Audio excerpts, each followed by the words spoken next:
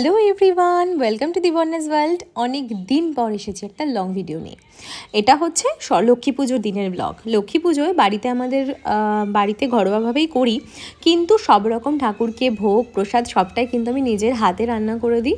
আমি শুধু বিয়ে হওয়ার পরে থেকে না, বিয়ের আগেও যখন মানে আমার বাড়িতে ছিলাম তখনও কিন্তু মায়ের সাথেই হাতে হাতে আমি ভোগ রান্না করতাম।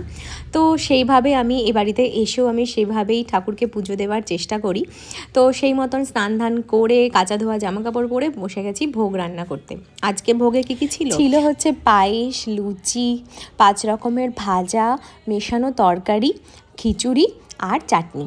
তো এভাবেই প্রতি বছরই আমি দিয়ে থাকি। আর নাড়ু, মোয়া, মুরকি ওগুলোটা না আমি তৈরি করে উঠতে পারি না, তো ওগুলো কিনে আনা হয় বাজার থেকে আর সেগুলোই দেওয়া হয়। তো এই তো সেই মতন দেখো ফার্স্টেই ভাজাগুলো করে নিয়েই আমি কিন্তু খিচুড়িটা বসিয়ে দিয়েছিলাম, কারণ আমার মনে হয় যে খিচুড়িটা হয়ে গেলেই যে অর্ধেকটা রান্নাই প্রায় হয়ে যায়। আর খিচুড়ি করার পর আমি করেছিলাম হচ্ছে পায়েসটা। তো এই পায়েস রেডি, মাঝখানে কিন্তু রান্না হয়ে যাওয়ার পর আমি নিয়েছিলাম একটু চা। মানে গোটা দিন কাজ করার পর না একটুখানি চা আমার খুব প্রয়োজন।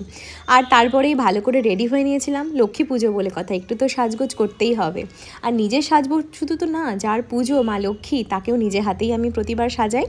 তো মা লক্ষ্মীর জন্য এবার এই জামাটা কিনে এনেছিলাম আর মা লক্ষ্মীকে সাজাতে চলে গেছি। বিশ্বাস করো, পুজোর বেস্ট পার্ট লাগে আমার এই ঠাকুরকে সাজানোটা।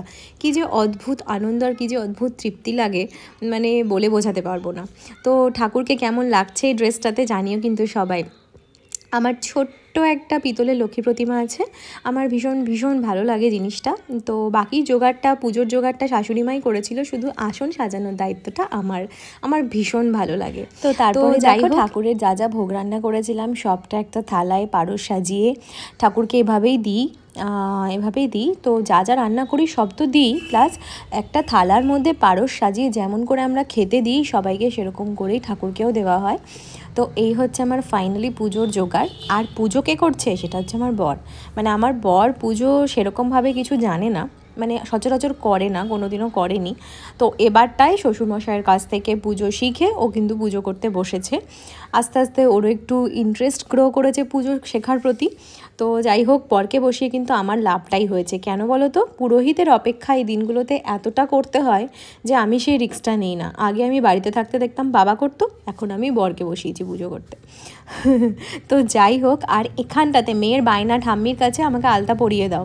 এবার ঠাম্মি আলতা পরিয়ে দিচ্ছিল মেয়েকে। আর এইভাবে কিন্তু আমাদের লক্ষ্মী পুজোটা কাটে। পুজো হয়ে গেছে, আমিও ঘরে ঘরে আরতি দেখালাম। তোমাদের বাড়িতে তোমরা কী করে লক্ষ্মী পুজো করেছো একটু জানিও কিন্তু। চলো টাটা, বাই, দেখা হচ্ছে নেক্সট কোনো ব্লগে।